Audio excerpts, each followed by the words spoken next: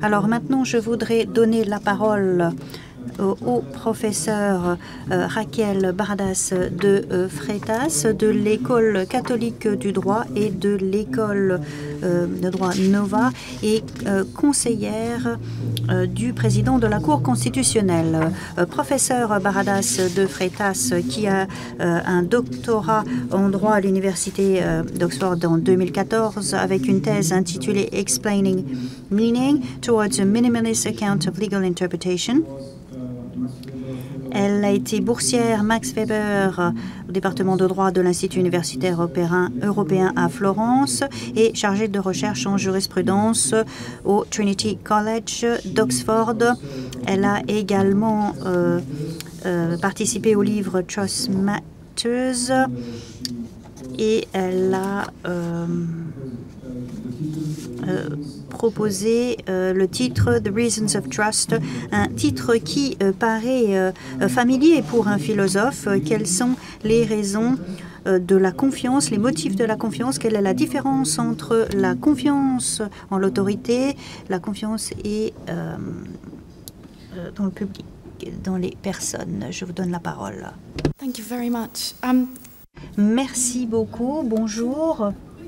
Alors, je voudrais tout d'abord remercier, avant de commencer, je ne pourrais pas être plus heureuse d'être ici parmi tant de collègues aujourd'hui dont j'admire le travail. Et un remerciement tout particulier aux groupes d'universitaires et de leurs équipes qui ont planifié, organisé et rendu cette conférence possible, en particulier. Ça n'est pas exclusif, bien sûr, mais Céline Romainville, Frédéric Bouhon, Julien Claren, Mathias L. Beroumi, Léna Géron et Fanny Sterck. Félicitations pour votre travail sur ce projet très ambitieux et de grande valeur. Bien, alors, je suis simplement une philosophe, donc mon discours va être très abstrait. Je n'ai pas de présentation PowerPoint, mais j'espère que je vais pouvoir m'exprimer de telle manière qui ne soit pas difficile à suivre pour vous. Donc, le thème de cette conférence, ce sont les institutions politiques en quête de confiance. Et bien sûr, quelques questions, comme ça a été dit au début, viennent à l'esprit immédiatement. Comment les institutions politiques sont en quête de confiance. Alors, je dois me rapprocher du micro. Bien. Est-ce que les institutions politiques sont en quête de confiance? Est-ce qu'elles doivent le faire? Est-ce qu'elles l'ont perdu? Pourquoi est-ce qu'elles ont perdu cette confiance? Et pourquoi est-ce qu'elles doivent chercher à restaurer cette confiance? Alors bien sûr, je vais mettre ces questions de côté pour l'instant parce qu'il me semble que certains de nos collègues vont les aborder dans cette conférence. Mais ce que j'aimerais faire remarquer, c'est que le thème de cette conférence, les circonstances font que ça a permis de nous focaliser là-dessus de manière très utile. La confiance a différentes formes et on ne peut pas toutes les explorer ici. La confiance interpersonnelle ou intime est différente de la confiance sociale ou politique de manière saillante, et la confiance dans les institutions également. Il y a également beaucoup de différents prismes d'analyse du concept de la confiance. Cela vient de la psychologie sociale et les sciences cognitives plus généralement, jusqu'à la science politique, la théorie politique, l'économie comportementale, la sociologie, le droit, et la philosophie, bien sûr, et au sein de la philosophie, d'un point de vue épistémologique, la philosophie des actions, l'éthique, la philosophie juridique et politique et la philosophie de l'esprit. Donc, il y a tellement d'angles possibles pour cette analyse. Donc, la petite contribution que j'aimerais apporter aujourd'hui est d'aider à cadrer le débat sur l'endroit où on place cette confiance dans la vie publique en essayons de mettre un peu d'ordre dans la boîte à outils conceptuelle que les universitaires de la confiance ont à leur disposition. Donc, plus les outils seront efficaces et mieux on pourra comprendre notre objectif. Et comme l'a dit un philosophe contemporain, les concepts sont des instruments de la pensée. Nous les utilisons comme des instruments chirurgicaux pour disséquer, comme des instruments scientifiques pour observer et mesurer, et comme des instruments de musique pour inventer et imaginer. Tout cela à la fois. Donc, la confiance peut être étudiée comme une attitude, une pratique sociale et une vertu. La confiance, c'est tout cela à la fois. Chacun de ces aspects de la confiance vont nécessiter le choix de certaines méthodes d'analyse. Aujourd'hui, je voudrais revendiquer la chose suivante. Il n'est pas possible de comprendre la place de la confiance dans différents domaines, y compris la vie publique et politique, sans comprendre la confiance en tant que attitude ou comportement et pratique donnant des raisons. Il n'est pas possible de comprendre la confiance et de s'attaquer aux difficultés de cette confiance si c'est ce que l'on veut faire sans comprendre ce que j'appelle les motifs de la confiance. Donc je vais un petit peu vous parler des motifs de la confiance et c'est-à-dire que je vais parler des motifs que la confiance nous donne pour agir et croire. Et ces motifs sont des raisons que nous avons pour phi ou croire quelque chose, croire X, soit en faisant confiance à quelqu'un ou en recevant la confiance de quelqu'un. Alors, une petite note sur phi. Dans la philosophie, le symbole phi, qui est la 21e lettre de l'alphabet grec moderne, représente les agissements génériques. Donc, quand j'utilise phi dans mes remarques, vous pouvez remplacer ça dans votre imagination par tout verbe d'action que vous pouvez imaginer. Donc, c'était une petite remarque. Donc, mes remarques seront de 4 ordres. Je vais commencer par distinguer brièvement les différentes catégories, les raisons de la confiance, les raisons de la confiance, les raisons de recevoir la confiance. Ensuite, les raisons d'autorité, qui sont un concept central dans la théorie juridique et la philosophie politique. Et je parlerai brièvement que la confiance et l'autorité sont deux choses distinctes. Ensuite, je vais supposer que la confiance est une relation. La suggestion qui suit est que nous avons besoin d'une quantité de confiance importante si on veut la distinguer de l'autorité et d'autres types de relations motivée et je propose qu'une bonne quantité de confiance avec les concepts de vulnérabilité, d'engagement, de réaction, de réciprocité sont au centre. Et je ne vais pas vous proposer bien sûr un grand fond de confiance publique. Mon objectif est simplement de montrer quel cadre conceptuel de ce fond de confiance, à quoi ça pourrait ressembler. Et ensuite, je vous donne un aperçu de ce que la confiance n'est pas, selon donc mon point de vue. Et finalement, j'aborderai simplement la confiance et l'état de droit. Alors, pour répéter l'idée que les motifs de la confiance sont distincts des raisons de faire confiance ou de recevoir de la confiance, cela veut dire que les motifs de la confiance sont des raisons normatives, pas des raisons motivées, mais je pense que ça n'est pas tout à fait juste. La confiance peut nous donner des motifs d'action ou de croyance.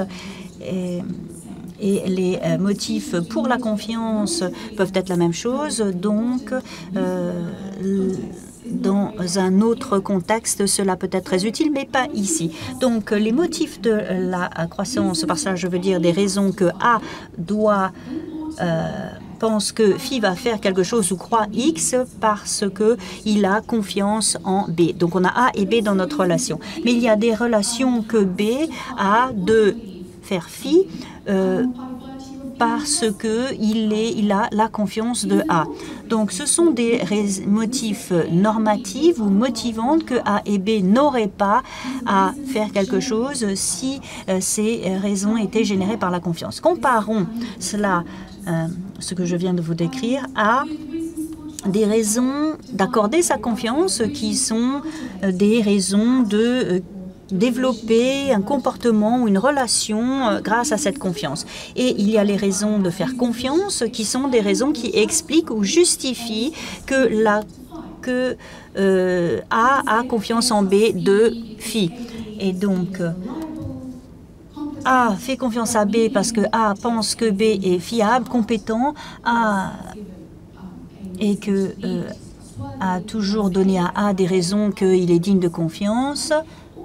Ou alors on peut dire que A fait confiance à B parce que B, en fait, est compétent, fiable, etc. Donc voilà deux exemples de phrases des deux sortes.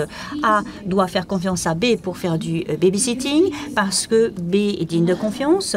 Un autre type de phrase de cette sorte, c'est que A fait confiance à B pour faire du babysitting parce que B a été fortement recommandé. Une raison de faire confiance peut être une croyance ou une émotion. A a confiance en B, mais ça peut également être un état de fait. A et B ont été dans une relation étroite et saine depuis plusieurs années.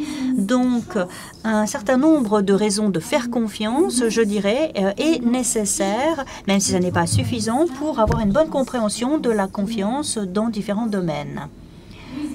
Les raisons de confiance sont le centre de la confiance. Et donc, les raisons pour et les raisons de faire confiance font partie d'une quantité de confiance complète. Mais ce que je veux dire ici, c'est qu'il n'est pas possible de comprendre ce qui fait la différence entre la confiance par rapport à une attitude, une relation, sans accepter qu'il y a ce qu'on appelle les motifs de confiance non contingentés et distinctives. Donc voilà quatre exemples de cette motif de confiance non contingenté. A fait confiance à B de fille, donne à A la raison de ne pas faire fi elle-même. Par exemple, je fais confiance à ma fille d'aller promener le chien et je donne une raison de ne pas promener le chien moi-même cet après-midi. A fait confiance à B de faire quelque chose et donne à A la raison de ne pas envisager une autre alternative. Par exemple, si je fais confiance à un membre de l'équipe d'effectuer une tâche particulière, j'ai une raison de ne pas demander à d'autres membres de l'équipe de faire la même chose. Un autre exemple, A fait confiance à B de faire quelque chose, A a une raison de penser que B fera fi. Par exemple, pourquoi est-ce que vous pensez qu'ils paieront la facture lorsque il faudra la payer? Parce que je leur fais confiance de payer la facture quand le temps sera venu. Et A fait confiance à B de fi, donne à B la raison de fi. C'est un exemple important.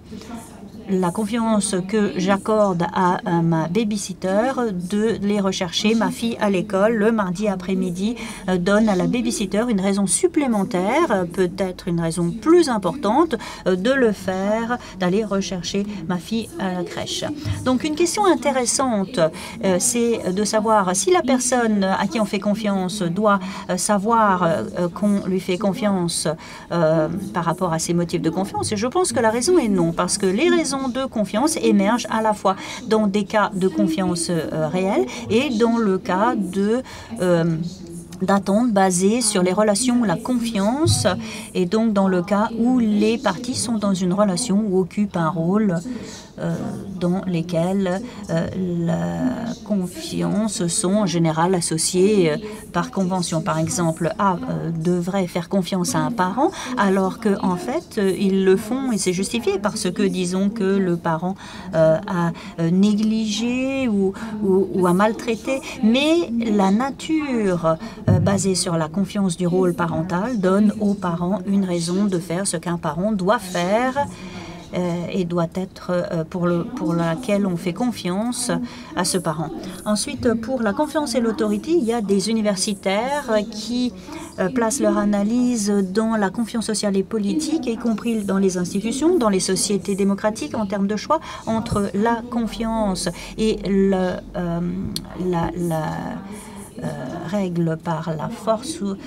Alors, je pense que cela ne prend pas en compte la différence fondamentale signalée et expliquée par des universitaires comme Max Weber, Peter Winch, Hart, Raz et beaucoup d'autres entre le pouvoir nu d'un côté, ou la coercition, et l'autorité d'un autre côté. Donc, si on apporte l'autorité dans l'équation, cela devient plus facile de voir, me semble-t-il, que la confiance, comme l'a dit le professeur Locklin dans son discours, n'est pas une caractéristique distinctive des démocraties réussies. Ça peut être simplement un outil utile pour des régimes autoritaires qui gouverne sur la base de la coercition plutôt que sur la base de l'engagement rationnel, de la reconnaissance de la dignité et du statut moral des membres de la communauté. En outre, il est tout à fait possible, comme certains l'ont suggéré, que la politique démocratique soit vulnérable à certaines formes de manipulation négative, et c'est tout à fait le cas. Et si c'est le cas, à ce moment-là, le choix ne peut pas être fait simplement en termes entre la confiance et la coercition. Donc, si je suggère de le faire, à ce moment-là, on accepte que la confiance soit donnée une relation donnant un motif et qui vaut la peine d'être comparée avec l'autorité accordée par la raison. Donc certains universitaires conceptualisent la confiance comme une relation à 3 éléments, comme je l'ai mentionné. A fait confiance à B de phi. L'autorité est similaire.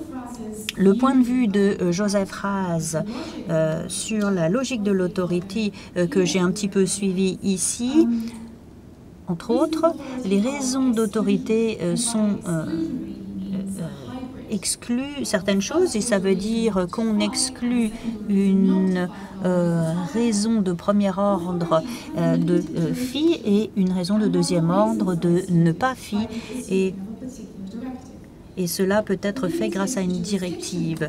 La juridiction limitée de l'autorité, me semble-t-il, rend cette structure similaire à celle de la confiance dans une relation à 3 éléments. Par exemple, je fais confiance à Maria de me conduire en sécurité et en temps et en heure à l'aéroport, mais pas nécessairement de faire un dîner délicieux pour 10 personnes. Donc, en dépit de la similitude entre l'autorité et la confiance, faire confiance à quelque chose, c'est différent de reconnaître son autorité.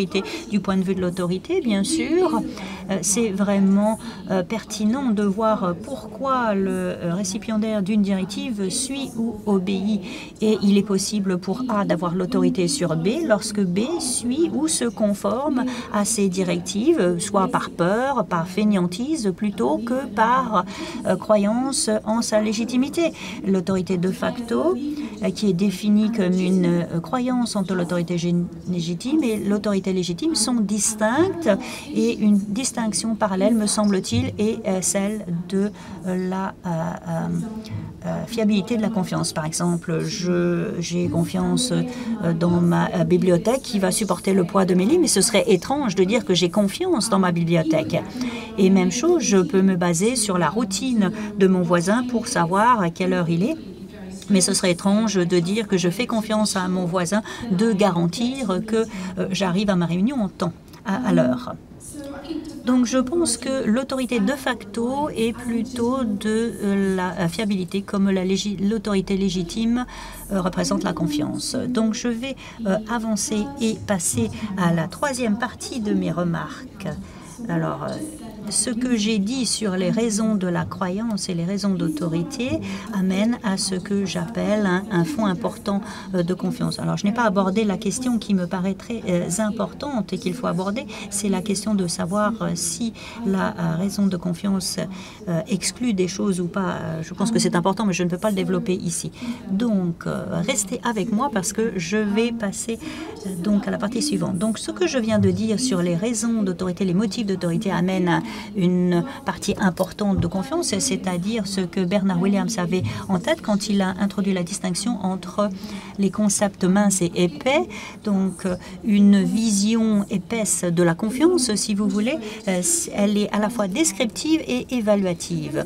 Mais il y a un autre élément à l'idée d'un fond important de confiance que j'ai en tête, c'est qu'un tel fond cherche à comprendre et reproduire le point de vue normatif des parties dans la relation de confiance, c'est-à-dire les raisons d'action ou croyance que la confiance leur donne. Je crois qu'on a besoin d'une bonne part de confiance si on veut expliquer les agissements des groupes et des comportements, parce que ces comportements, me semble-t-il, sont guidés par des normes, on peut les appeler des normes, et influencés par des comportements qui sont effectués dans un contexte où il y a une attente légitime d'engagement et de réaction.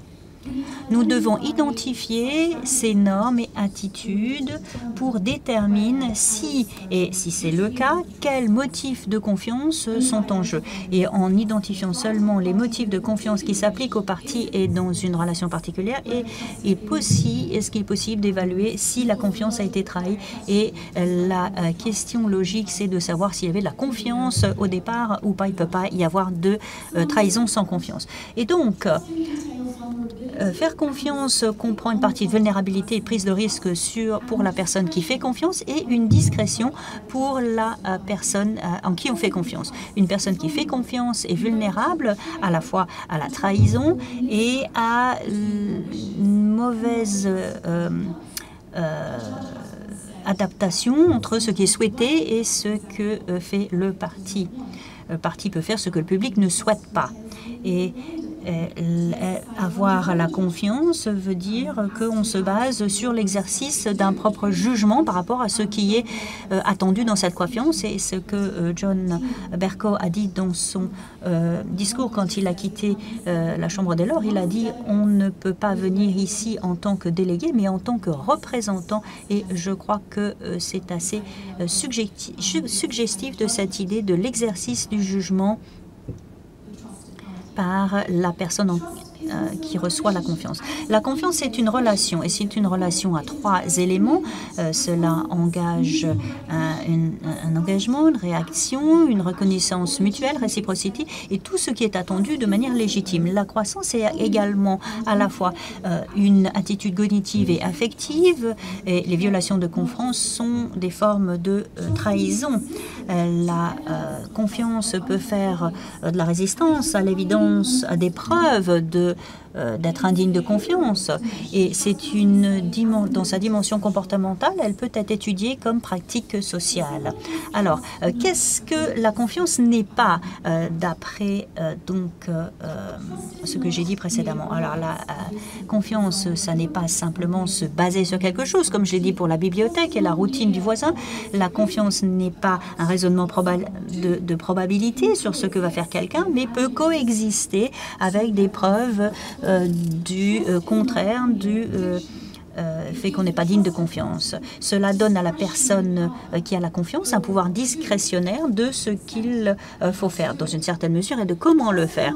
La confiance n'est pas une croyance dans le fait que quelqu'un soit digne de confiance ou pas. Ça peut coexister avec l'absence d'une telle croyance.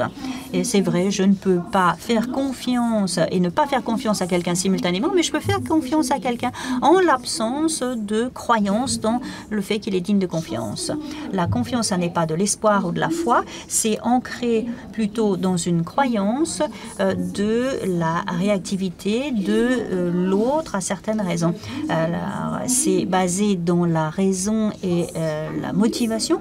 La confiance et l'utilisation du langage de la confiance ne doit pas être confondu. Utiliser ce langage peut être utilisé pour manifester une véritable confiance, mais ça peut être simplement un outil rhétorique simplement qui pourrait amener quelqu'un à penser qu'il a la confiance, et ce n'est pas le cas. Donc la confiance, ça n'est pas un acte de volonté. Il n'est pas possible de décider de faire confiance. Soit on fait confiance, soit on ne le fait pas. Et faire confiance ne peut pas être décidé comme une croyance ou une émotion. L'attitude de confiance est séparée d'actes de confiance ou de faire confiance. Donc j'espère vous avoir donné un aperçu rapide de la raison pour laquelle je crois qu'il faut envisager la confiance en tant que comportement cognitif et affectif et une relation ou une pratique. Mais la confiance peut être également une vertu à la fois morale et épistémique. Et ce ne sera pas possible de développer cet argument, mais je voudrais développer cet argument, si j'ai encore quelques minutes, en parlant d'une autre qualité, c'est la qualité, la vertu de l'état de droit. Donc, la qualité ou la vertu de l'état de droit donne un ordre légal, si vous voulez, une prévisibilité stable qui permet la coordination de la vie sociale en empêchant l'arbitraire dans l'utilisation du pouvoir, en tout cas un certain arbitraire et l'autonomie comme on le dit, dans le cas d'une menace, et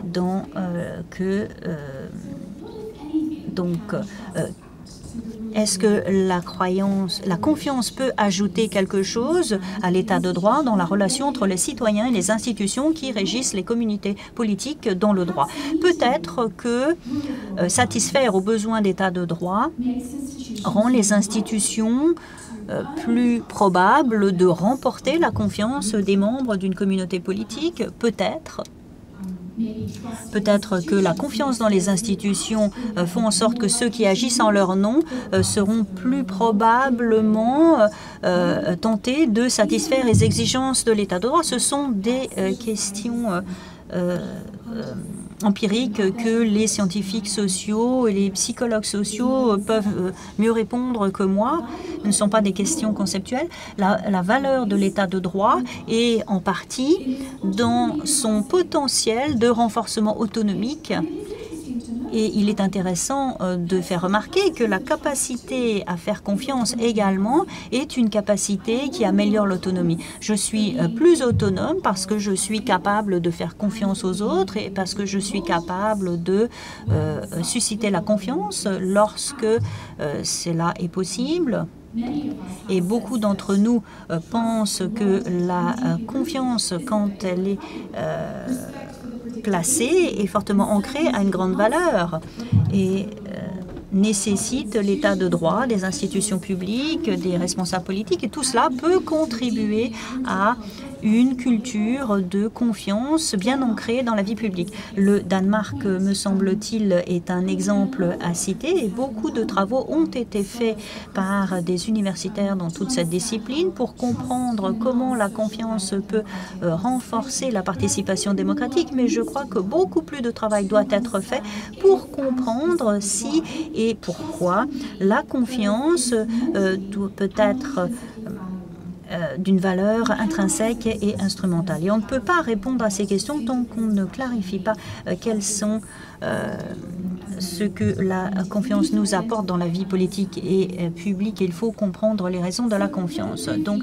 je voudrais zoomer sur la branche judiciaire à laquelle j'ai pensé un peu ces dernières années et le rôle des cours pour protéger ou faire la promotion de l'état de droit. L'état de droit, encore une fois, est l'idéal selon lequel c'est le droit qui règne et le droit qui règne à travers des règles. Et ce serait imprudent d'ignorer le fait que l'état de droit dépend largement de la bonne volonté des gens ordinaires ainsi que des acteurs politiques et des institutions à respecter les décisions de justice. Donc cette bonne volonté d'accepter l'autorité pratique des décisions de justice peut être soit dépendre ou peut être renforcée par la confiance. Encore une fois, c'est une question empirique.